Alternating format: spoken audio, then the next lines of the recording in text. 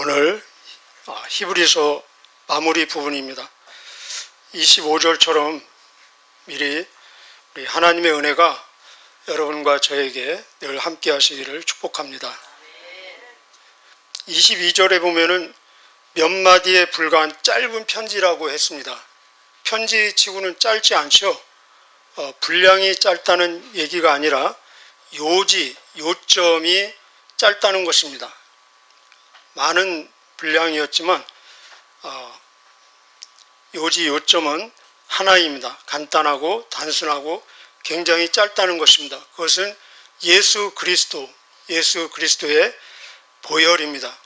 피에 젖은 편지이고 피 묻은 복음의 메시지입니다.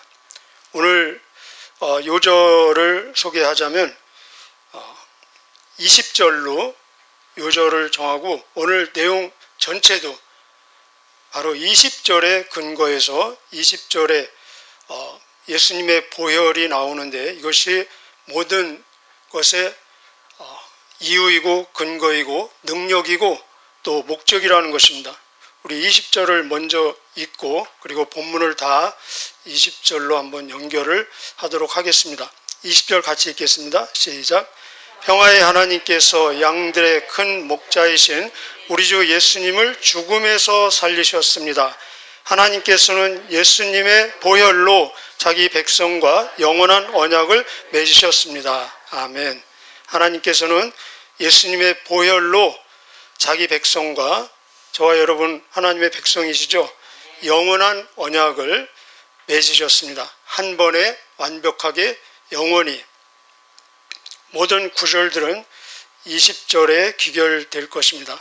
우리 16절 같이 읽겠습니다. 시작. 다른 사람들에게 선을 베푸는 일을 잊지 마십시오. 여러분이 가진 것을 서로 나누시기 바랍니다. 이러한 행동은 하나님을 기쁘시게 하는 제사입니다. 제사, 우리 지금 제사 드리고 있어요. 예배라는 언어를 쓰지만 우리 전장에서도 보면은 찬미의 제사, 찬양의 제사 나왔죠. 오늘은 하나님을 기쁘시게 해드리는 제사, 기쁨의 제사. 제사, 구약이든 신약이든 제사, 예배의 목적은 무엇이냐? 예배, 제사의 목적은 제사함과 또 하나님과 화목을 이루고 그래서 감사드리고 하나님께 헌신하기로 결단하는 것이 제사, 예배의 목적입니다. 이렇게 예배를 잘 드리면 그 실질적인 열매는 삶에서 어떻게 나타나느냐? 바로 사람과 화목하고 사람을 섬기며 나누며 선한 행동을 하면서 더 나아가서는 공동체의 지도자에게 순종하고 그 권위에 존중하며 기도로 동역하는 열매로 나타난다는 것입니다.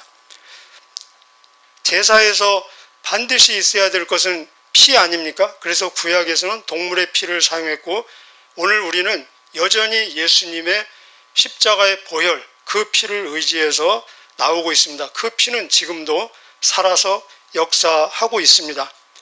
그런데 이 제사를 드릴 때 꼭 있어야 될 절차 중에 하나가 바로 그 피를 흘리면서 죽어가는 동물에게 안수하는 것입니다.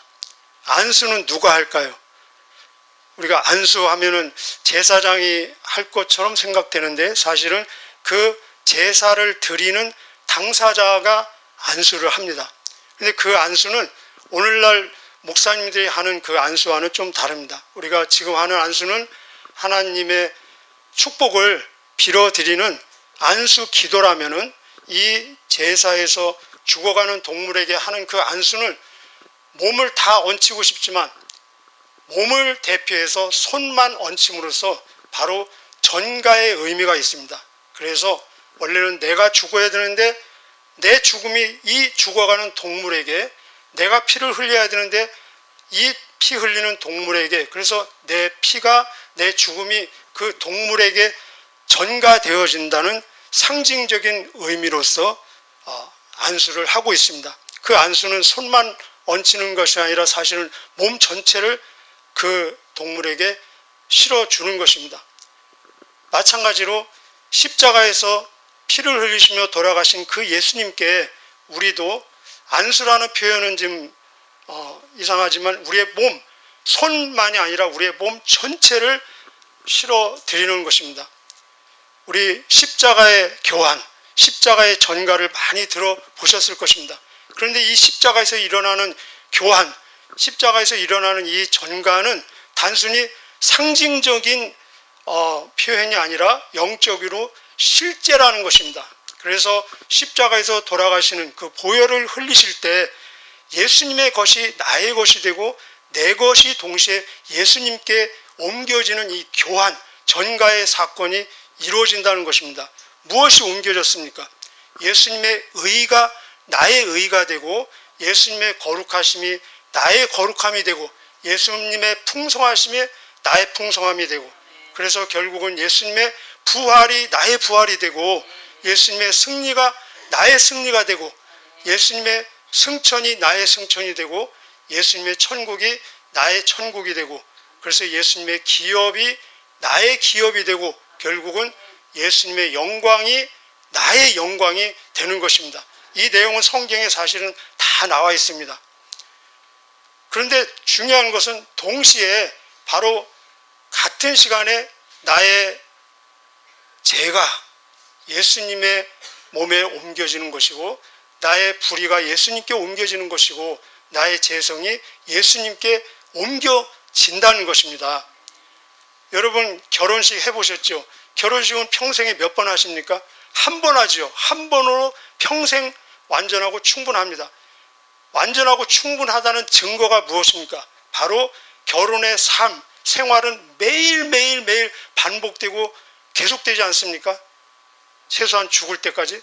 마찬가지로 이 사건, 십자가의 사건도 예수님 입장에서는 단번에 완전히 영원한 그 효력이 발생한다는 것입니다.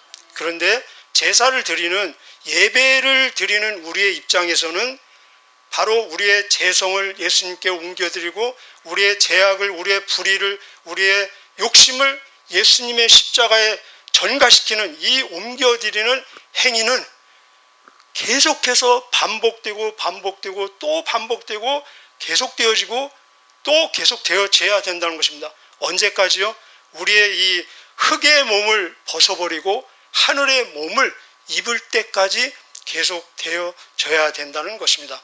그래서 갈라디아서 2장 20절 우리가 아는 대로 내가 그리스도와 함께 십자가에 못 박혔나니 그런지 이제는 내가 사는 것이 아니요 내가 오직 그리스도 안에서 사는 것이라. 내가 이제 육체 가운데 사는 것은 나를 사랑하사 나를 위하여 자기 몸을 버리신 하나님의 아들을 믿는 믿음 안에서 사는 것이라. 이 십자가에게 여러분 꼭 기억하시길 바랍니다. 나의 죄성과 나의 죄악을 십자가에게 전가시키고 옮겨드리는 사건이 언제까지 계속돼야 된다고요? 매일매일.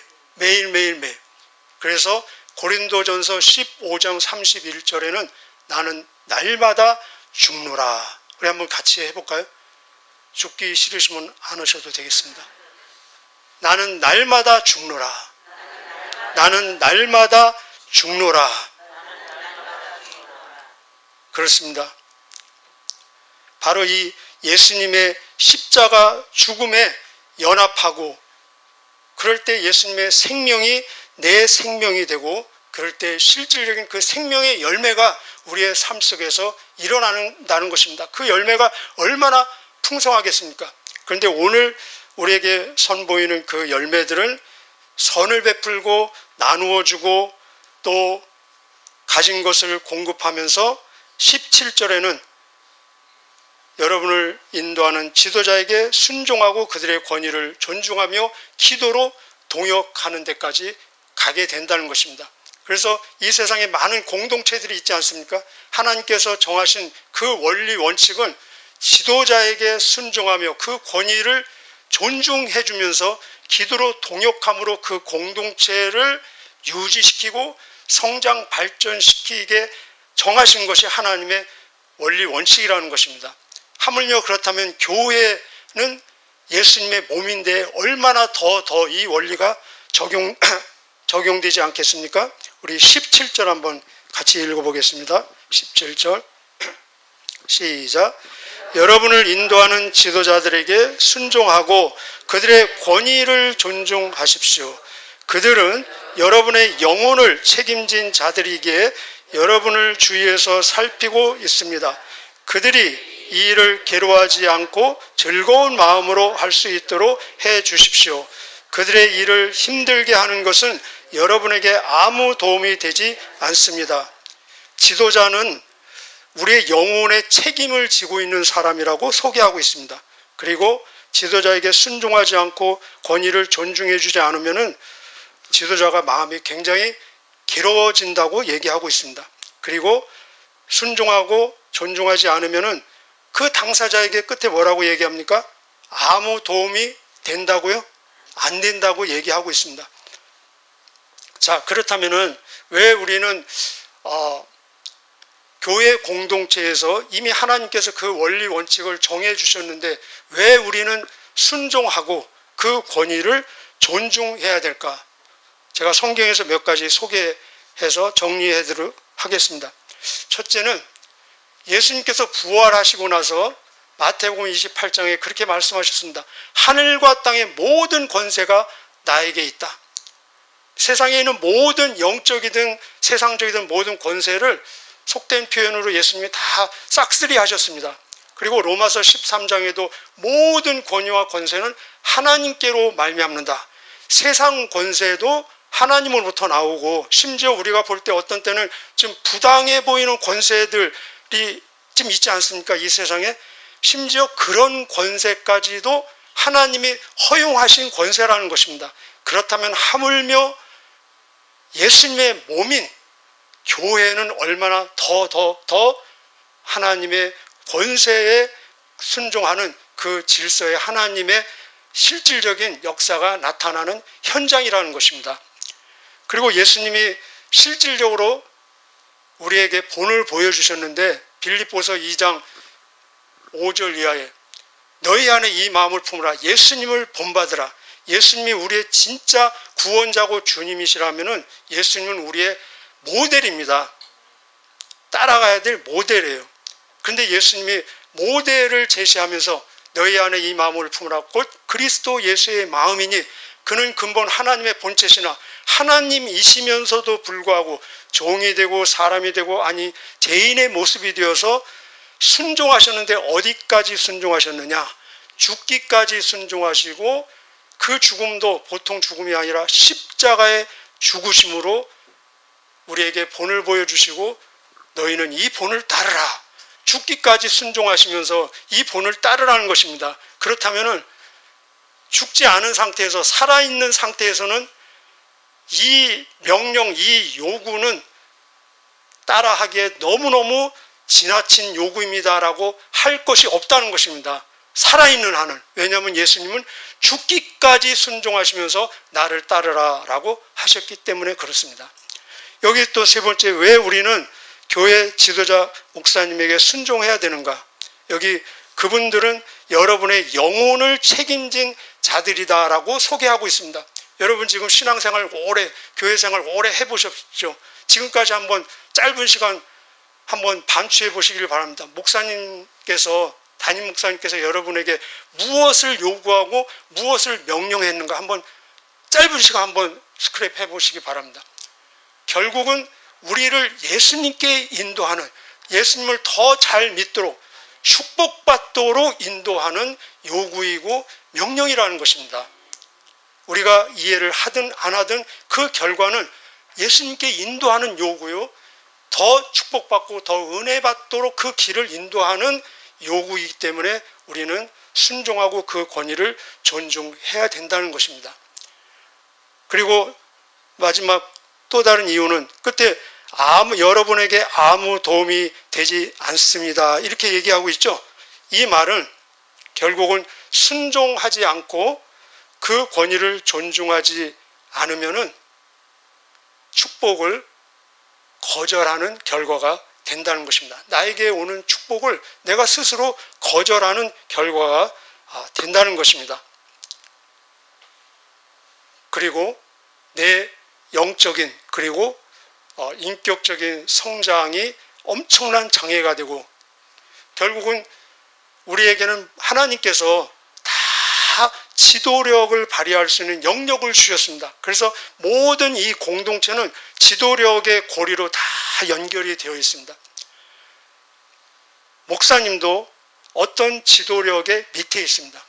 그리고 우리들도 여러분 한번 다 보십시오. 자기 가정에서 또 제자반에서 적든 크든 어떤 그룹에서 우리는 다 지도력을 지금 발휘하고 있습니다. 본인이 모르든 알든 지도력이 무엇입니까? 지도력은 바로 영향력입니다. 영향력. 같이 한번 해보실까요? 지도력은 영향력이다. 여러분 다 어딘가에서 가정에서 또 길거리에서 직장에서 어딘가에서 영향력을 발휘하고 있어요. 그것이 지도력입니다. 좋은 영향력을 발휘하면 좋은 지도력이고 나쁜 영향력을 발휘하면 그건 나쁜 지도력인 것입니다.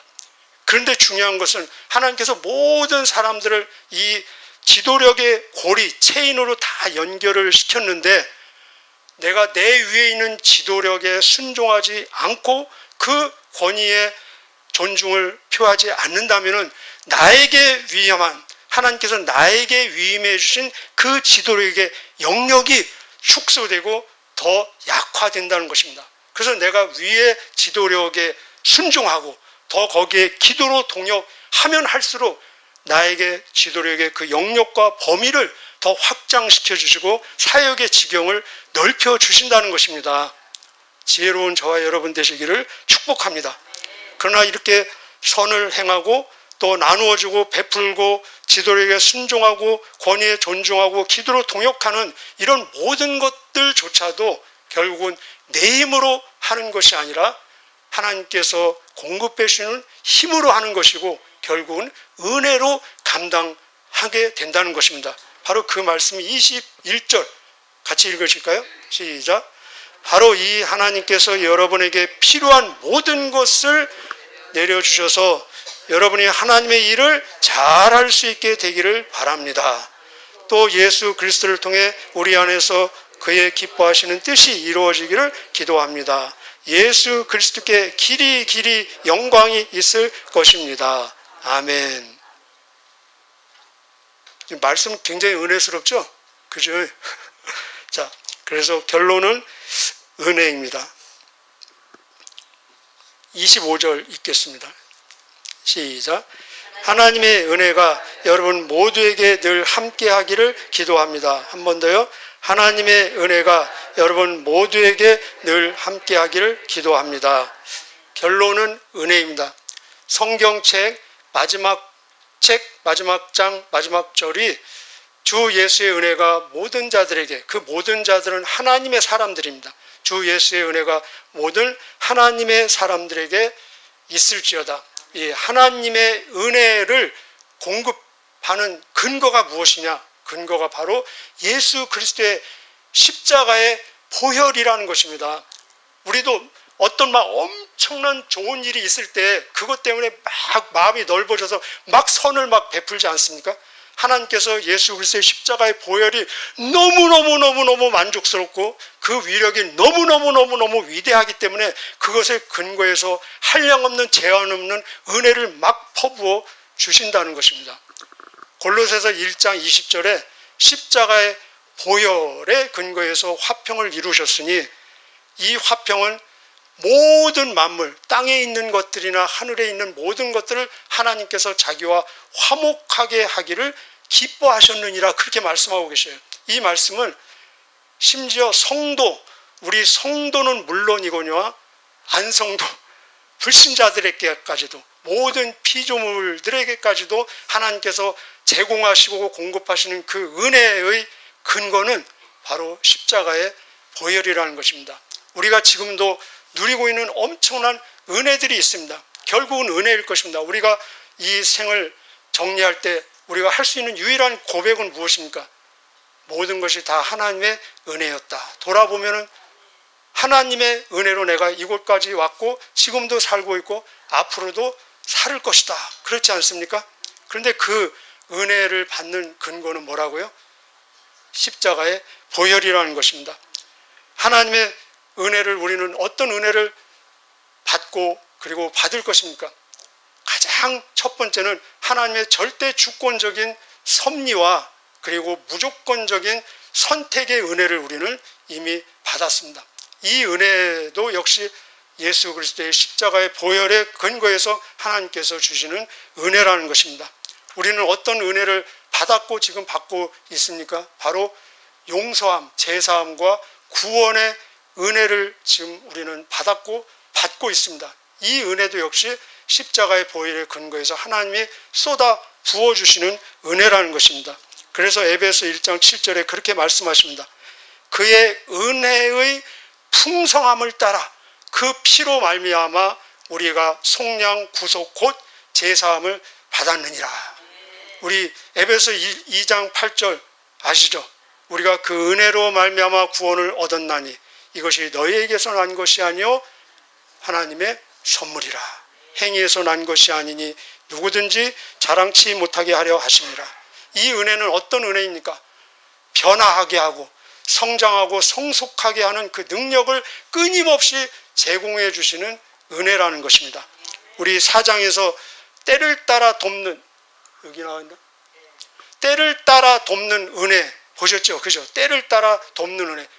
그때 필요한 필요를 공급해 주시고 필요를 채워주시는, 그리고 더 나아가서 다른 사람 앞에서 은혜의 통로가 되게 하는 은혜를 제공해 주신다는 것입니다. 그 근거는 무엇입니까? 역시 20절에 나와 있는 예수님의 보혈의 근거에서 예수님이 하나님이 너무너무 마음이 흡족하시기 때문에 이 은혜는 어떤 은혜입니까?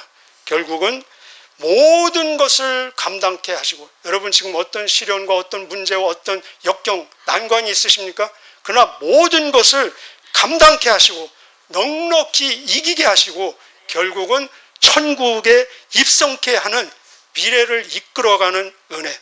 그래서 늘 변함이 없으면서 동시에 늘 새롭고 놀라운 은혜라는 것입니다. 오늘도 이 은혜에 흠뻑 젖어서 하나님의 승리를 노래하는 저와 여러분 되시기를 축복합니다. 25절 읽고 마치겠습니다. 시작. 하나님의 은혜가 여러분 모두에게 늘 함께하기를 기도합니다. 아멘. 기도하시겠습니다.